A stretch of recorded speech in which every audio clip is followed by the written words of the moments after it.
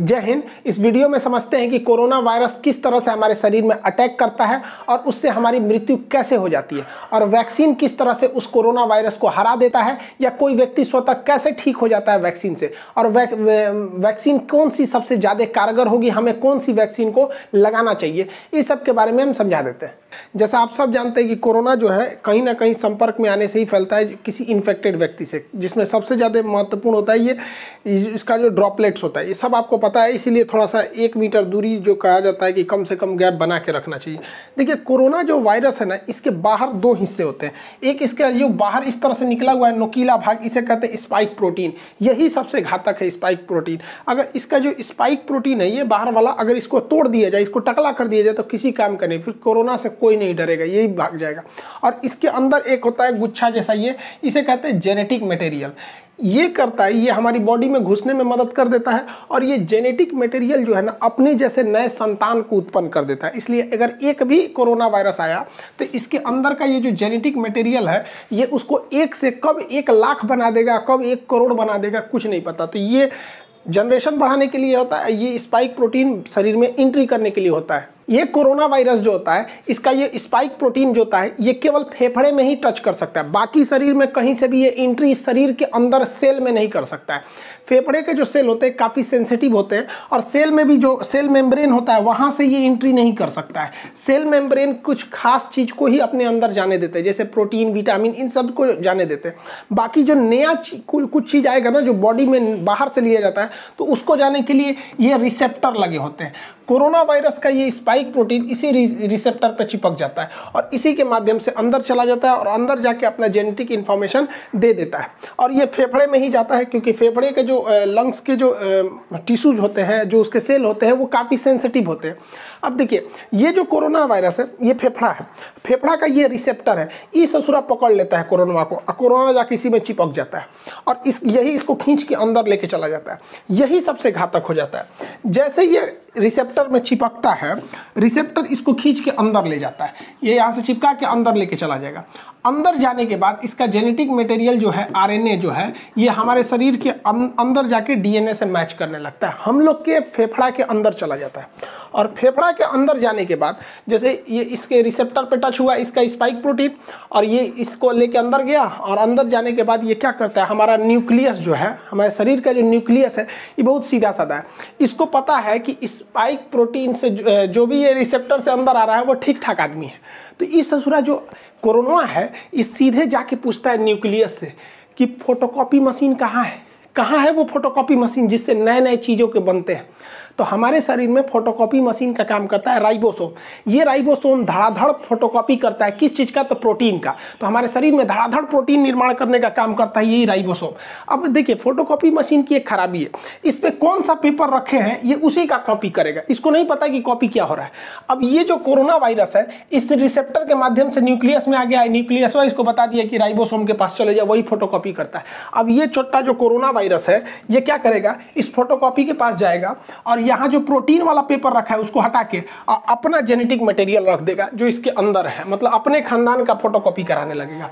अब एक corona virus अंदर गया था, लेकिन राइबोसोम की मदद से वो अपने हजारों कॉपी अंदर बनाने लगा, और फेफड़ा के अंदर धड़ाधड़ धड़ाधड़ धड़ाधड़ कोरोना वायरस बनने लगे सब। अब हमारा ही बॉडी उसको कोरोना वायरस बना रहा है। सोचिए, हमारा खुद का फेफड़ा, हमारा खुद का राइबोसोम जो कल तक प्रोटीन का फोटोकॉपी करता था, उसके स्कैनर से प्रोटीन हटा के आरएनए, ये कोरोना वाला ने अपना आरएनए रख दिया, उसी का फोटोकॉपी कर रहा है। तो इसको रेप्लिकेशन कहा जाता है। बहुत तेजी से बढ़ते हैं सब यहाँ पर। अब पूरे फेफड़े में ना ये कोरोना वायरस घूमने लगते हैं। तो हमारे शरीर का जो इम्यून सिस्टम है, कहते हैं ये कौन चीज़ है रे, ये कौन चीज़ आ गया यहाँ पर। पूरा इम्यून सिस्टम कंफ्यूजन में हो जाता है, उसको पता नहीं चलता है कि है कौन, लेकिन ये समझ जाता है कि ठीक आदमी नहीं है, इसको मारना चाहिए। तो हमारे शरीर का जो इम्यून सिस्टम है, ये इसको लगता है मारने, धड़ धड़ धड़ धड़ धड़ मार काट करता है। तो हमारे शरीर को पता ही नहीं चल रहा, हम लोग ऐसे घूम रहे हैं आराम से, हम लोग के फेफड़ा में मार धाड़ चल रहा है, हमारा एंटीबॉडी जो है, ये हमारा इम्यून सिस्टम धड़ धड़ मार रहा है इसको। तो हम लोग को बुखार आना चालू हो जाता है, क्योंकि हमारे शरीर का ये डिफेंस मैकेनिज्म है कि जब भी अंदर मार धाड़ चलती है तो बुखार हो जाता है, ताकि वो टेम्परेचर से कोई कोई नए नए छोटे मोटे वायरस वगैरह ऐसे मर जाए, लेकिन ये ससुरा मरता नहीं है यहाँ पे, अरे मारे जा रहा है, मर ही नहीं रहा है यहाँ पे। तो न्यूक्लियस कहता है कि रे आप बकलोलवा, वो मारने से नहीं मरेगा, यहाँ फोटोकॉपी होके उधड़ाधड़ निकल रहा है, इसकी कमी ही नहीं कर सकते तुम मार के। तो ये कहता है कि भैया तो हम कौन सी करें। तो न्यूक्लियस इसको बताता है हमारे इम्यून सिस्टम को कि एक काम करो, तुम एंटीबॉडी बनाओ, क्योंकि इसको घुसने से रोको, क्योंकि अगर ये घुस जाएगा ना, एगो तो घुस के अपना फोटोकॉपी बना ही रहा है, इसको घुसने से रोको। तो ये कहता है कि क्या करे, यही रिसेप्टरवा नोच देगा। तो ये कहता है अरे भैया ओकरा मत नोच, एके नोच देगा ना तो कब वो दवाई खाएगा तो दवाइयों अंदर नहीं जाएगा। एक काम करना, इसी को बर्बाद कर दो, इसका जो खोपड़िया है, इसको खोपड़िया को कैसे भी बर्बाद करो। तो खोपड़िया का जो चिपकने वाला ना, उसका थुथुरा कूच दिया जाता है। तो थुथुरवा कूचने के लिए एक एंटीबॉडी होता है। तो हमारे शरीर का डिफेंस मैकेनिज्म एक एंटीबॉडी बनाता है। ये एंटीबॉडी जाके इसके मुंह से सट जाता है, मुंह से चिपक जाएगा। देखिए यहाँ जाके चिपक गया, ये ऐसे चिपक गया, ऐसे चिपक गया। तो ये चिपक जाते हैं सब, तो वो जैसे चिपक जाएगा तो वो इससे नहीं सट पाएगा। अब इसके स्पाइक प्रोटीन जो हमारे फेफड़े के रिसेप्टर से सट रहा था, अगर एंटीबॉडी शरीर में बनने लगेगा तो जाके चिपक जाएगा इसकी स्पाइक प्रोटीन से, और वो चिपक नहीं पाएगा। बस इसी तरह कोरोना सही हो जाता है। जिसके शरीर में एंटीबॉडी बनने लगा, वो एंटीबॉडी जाके किससे चिपकेगा, कोरोना वायरस के यहाँ पर जो स्पाइक प्रोटीन है उससे, और इस सिस्टम को लॉक कर देगा। अब ये लॉक कर देगा तो ये वाला इसमें जा नहीं पाएगा। लेकिन इस ससुरा कोरोना के बाहर बहुत ज़्यादा स्पाइक प्रोटीन है, तो बहुत ज़्यादा मात्रा में एंटीबॉडी होना चाहिए, तभी ना ये सबको लॉक करेगा। अभी देखिए ना, 1 2 3 4 5 पाँचों को लॉक कर पाया, इस ससुरा कहीं ना कहीं से सट के घुस जाएगा। इसलिए हमारे शरीर में एंटीबॉडी ज़्यादा बनना चाहिए। देखिए यहाँ पे खूब ज़्यादा मात्रा में एंटीबॉडी बना है, ये सब देखिए एंटीबॉडी। तो जिसके शरीर में ज़्यादा एंटीबॉडी बना, वो कोरोना जैसे आया, एंटीबॉडी बन गया, धड़ाधड़ कोरोना का मुंह बंद कर दिया, अरे चुप ससुराना, तो तू सट के अंदर घुस जाएगा। और जिसमें ये एंटीबॉडी नहीं बन पाया, वही लोग मर जाते हैं।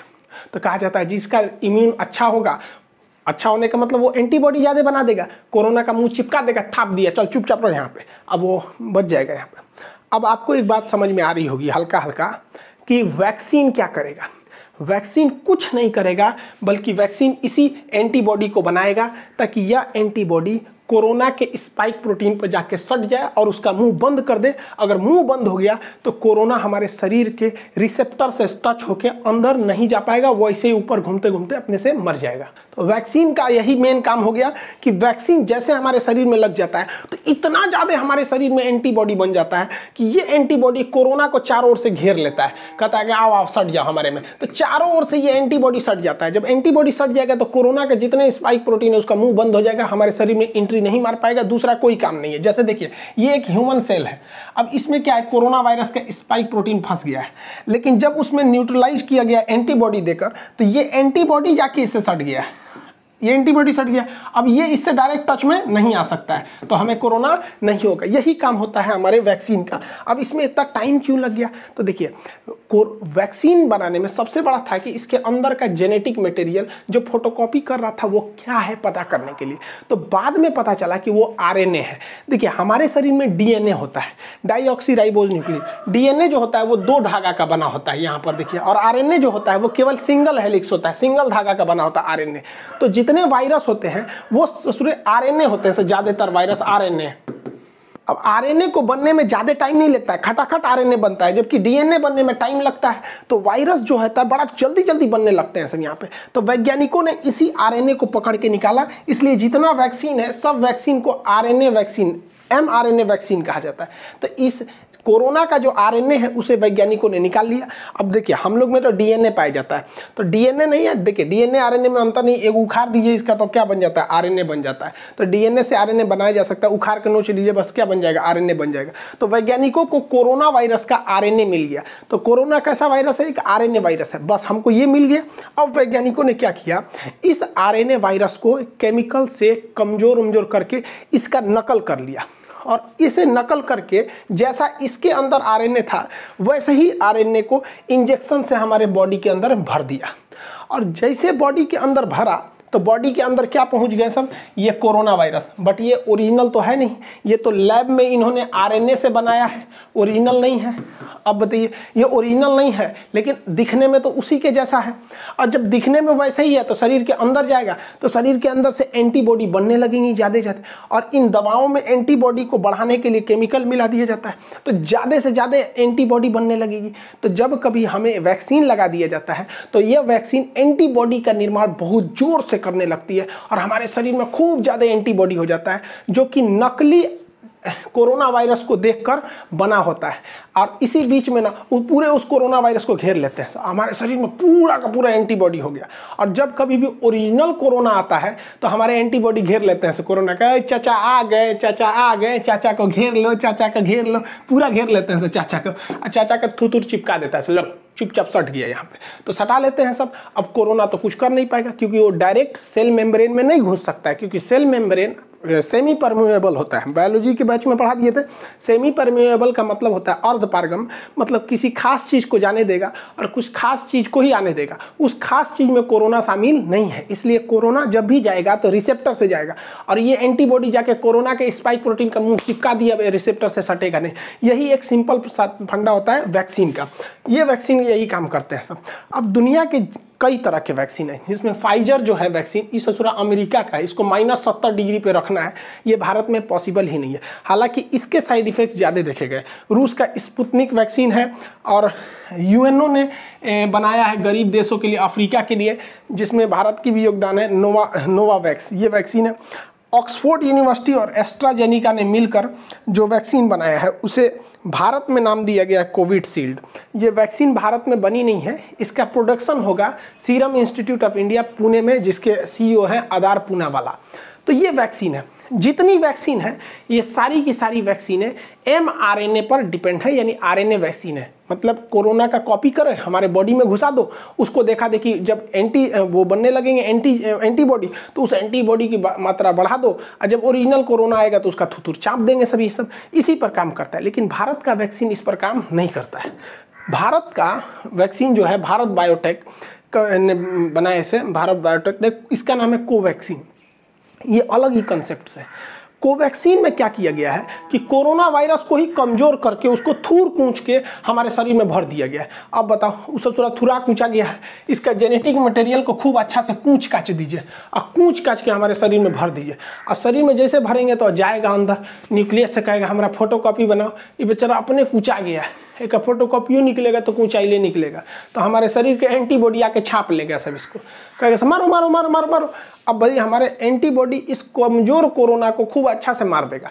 यही वजह है कि शुरुआत में जब वैक्सीन लिया जा रहा है ना, तो कुछ कुछ लोगों को हल्का फीवर आ जा रहा है, क्योंकि वो तो ओरिजिनल लड़ाई चालू है, लेकिन वैक्सीन के थ्रू बहुत ही कमजोर वायरस डाल दिया है भारत, हूबहू ओरिजिनल वायरस, लेकिन वो इतना कमजोर है कि वो उसका बच्चा भी कमजोर पैदा हो रहा है। तो हमारे शरीर का एंटीबॉडी उससे खेल खेल के सीख ले रहा है, और इसी बीच जब ओरिजिनल वायरस आ रहा है तो उसको भी मार के कूच दे रहे हैं। जा ससुरा, भारत वाला शुरू से जुगाड़ पर डिपेंड है। अब हैंड सैनिटाइजर क्या करता है, देखिए भाई सैनिटाइजर का काम क्या होता है। सैनिटाइजर जब हम मारते हैं ना, तो ये कोरोना वायरस का जो बाहरी खोल है ना, जिस खोल के ऊपर ये स्पाइक प्रोटीन है, तो ये जो होता है ये सैनिटाइजर इस स्पाइक प्रोटीन को कुछ नहीं करता है, बल्कि जिसके ऊपर इसका खोल है ना, ये खोपड़िए फाड़ देता है, उसको टकला कर देता है, इस तरह से खोखला करके टकला कर देगा, इसका पूरा का पूरा ऊपर का खोपड़िए झाड़ के टकला हो जाएगा। इस ससुरा सैनिटाइजरवा जो है ना, ये तो वैक्सीनवा का बाप है। वैक्सीनवा तो खाली उसका ठोड़वे बंद कर रहा था, ये मारा पूरा टकले कर देता है उसको, अब उसका पूरा आरएनए बाहर निकल जाता है, तो कोरोना रोने लगता है, ओ माय गॉड मेरा आरएनए चल गया, अब क्या करेंगे आप।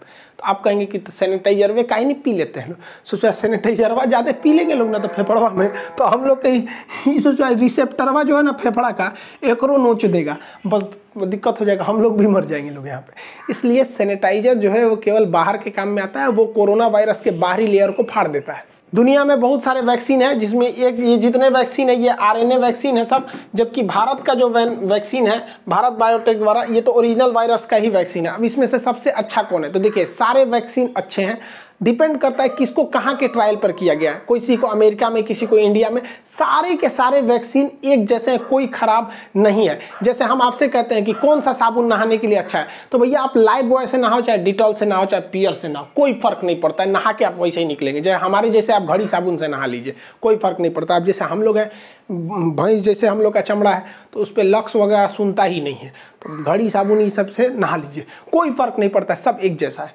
कोई दिक्कत नहीं आएगा। वैक्सीन जो है वो 60 से 90% तक ही वो कारगर है। लेकिन फ़ायदा क्या होगा? ऐसा नहीं है कि जिसे वैक्सीन लग गया उसे कोरोना नहीं होगा, होगा, उसको भी हो सकता है, बहुत कम चांस है। और अगर होगा भी ना तो वो घर पे ही ठीक हो जाएगा, मरेगा नहीं। वो सबसे बड़ा फायदा यही है वैक्सीन का, उसे दोबारा कोरोना हो जाएगा बट मरेगा नहीं। तो इससे अच्छा क्या चाहिए? बीमारी हो जाए, खांसी सर्दी हो के ठीक हो जाए, मरिए जा रहा है सोचो, इसमें ना दिक्कत हो जाता है, डेथ नहीं होगा। कोरोना वैक्सीन की 2 डोजेज लगाई जाएंगी। एक डोज से दूसरे डोज के बीच में 28 से 42 दिन का गैप रखा जाएगा। एक डोज मान के चलिए आप 1 तारीख को ले लिए, तो फिर 28 से 40 दिन के बीच में कभी भी एक डोज ले लीजिए, ताकि आपके बॉडी में 2 बार कोरोना वायरस को इंजेक्ट कराया जा सके वैक्सीन के माध्यम से, जिससे कि आपकी एंटीबॉडी रेडी हो सके, लड़ने के लिए तैयार रह सके। अब देखिए, एक रिसर्च करना ये है कि ऐसा माना जा रहा है कि अगर किसी व्यक्ति को पहला डोज अगर फाइजर का लगा दिया जाए और दूसरा डोज कोविशील्ड का लगा दिया जाए तो ये ज़्यादा असरदार होगा। लेकिन अभी क्या हो रहा है कि पहला डोज जिस वैक्सीन का है, दूसरा डोज भी उसी का है, लेकिन ऐसा वैज्ञानिकों का कहना है कि अलग अलग डोज दिया जाए। अब चूंकि भारत में 2 ही वैक्सीन है, एक कोविशील्ड है, एक कोवैक्सीन है, तो भारत सरकार को भी इस पर रिसर्च करना चाहिए कि पहला डोज देना चाहिए कोविशील्ड का, दूसरा कोवैक्सीन का ही दे दीजिए, ताकि ज़्यादा सूटेबल रहे, दोनों तरह से हम लोग उसमें वायरस से लड़ सके। यहाँ पर एक्सचेंज कर देना चाहिए। अब इसके साइड इफेक्ट को लेकर कुछ डर रहे हैं। देखिए, इसका कोई साइड इफेक्ट नहीं है, 99% लोगों को कोई साइड इफेक्ट नहीं है। कुछ लोगों को हो रहा है हल्का बुखार, तो आपको बता ही दिए, क्योंकि जैसे वैक्सीन जाएगा मारधाड़ चालू होगा, हल्का बुखार होगा, पैरासीटामोल खा लीजिए, नॉर्मल 1 रुपये का कम्बीफ्लान या फिर कैल्पोल वगैरह कुछ भी खा लीजिए, नॉर्मल सही हो जाएंगे। यहाँ पर इससे ज़्यादा कुछ नहीं होगा। थोड़ा बहुत आपको, कुछ लोग को सर दर्द की शिकायत मिली गई है, करोड़ों में 1-2 ठोको। अरे यार, तो जो सर दर्द और बुखार नहीं झेल सकता है ससुरा, तो नहीं तो तू जी कह रहा है ससुरा, ओकरा से डर रहा है। यहाँ पे कोरोना से नहीं डर रहा है, डर रहा है कि वैक्सीन लगाएंगे तो बुखार हो।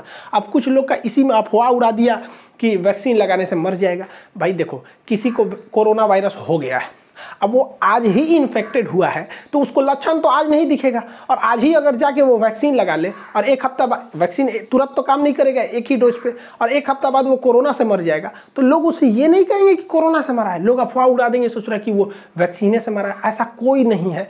1-2 साक्ष्य हैं, तो अब बताओ ना, 8 करोड़ लोग को वैक्सीन लगा है, उसमें 50-60 लोग की डेथ हो गई, तो इससे ज़्यादा खतरा तो हम लोग को सड़क पे चलने पे रहता है, वहाँ एक्सीडेंट की संभावना ज़्यादा है। तो वैक्सीन से कोई खतरा नहीं। आप अपने उम्र के दायरे में आइए, वैक्सीन लगाइए। अप्रैल के महीने में जिनका उम्र 45 से ऊपर है उन्हें ही लग रहा है, लेकिन मोदी जी ने इजराइल को मॉडल को देखते हुए, हम एक पिछले वीडियो में बताए थे ब्रिटेन का मॉडल और इजराइल का मॉडल में, मतलब ब्रिटेन में भी वैक्सीनेशन से ही जीता था। तो इजराइल ने क्या किया, अपने पूरे पॉपुलेशन को, केवल बच्चों को छोड़ के सबको वैक्सीन लगा दिया, और वो दुनिया का पहला देश हो गया जो कोरोना मुक्त हो गया है। तो इसी को देखते हुए 1 मई से जिनकी उम्र 18 साल से ज़्यादा है वो सब कोरोना की वैक्सीन लगा सकते हैं। हाथ जोड़ते हैं भैया, सब लोग लगवा लो, क्योंकि ये जो नया वैक्सीन वायरस आया है, ये नए युवाओं को ज़्यादा इफेक्ट कर रहा है। अफवाहों पे मत जाइएगा। कुछ लोग का अफवाह ये है कि सरकार ना क्या कर रही है, गरीबों को मारने के लिए वैक्सीन दे रही है। अरे यार, तो कौन नशा करके रहता है, सब ये सब है नहीं। एक हमसे कह रहा है कि सरकार ये वैक्सीन लगाएंगे तो हमारा किडनी खराब हो जाएगा, कोई कह रहा है नपुंसक हो जाएंगे, कोनो कह रहा है 2 साल बाद मर जाएंगे। अरे यार, ऐसे लोग को पता नहीं कैसे सरकार झेलती है। ऐसे लोग को, सचरों को जेल में डाल देना चाहिए अफवाह फैलाने वालों को। कोई भी वैक्सीन से कोई दिक्कत नहीं होता है। मेरे पापा वैक्सीन लगाए, उनको शुगर है, उन्हें कोई प्रॉब्लम नहीं हुआ।